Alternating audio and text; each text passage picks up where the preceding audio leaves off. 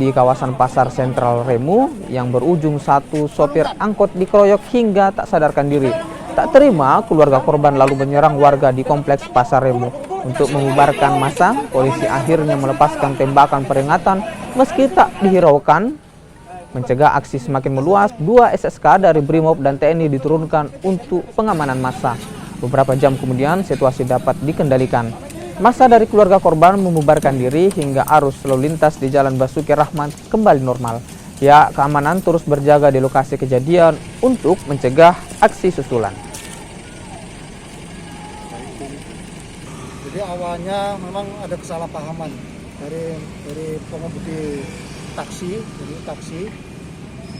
masuk di terminal ya, dengan salah satu warga di situ, warga di Rumah Papan.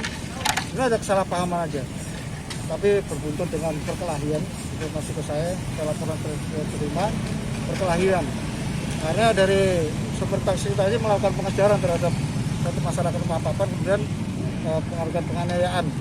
Kemudian dari masyarakat Rumah Papan balik menyerang beberapa sopir taksi tadi dari Seram, menyerang sampai di depan tadi ada satu korban. Memang juga yang ada dari masyarakat Seram ada satu korban.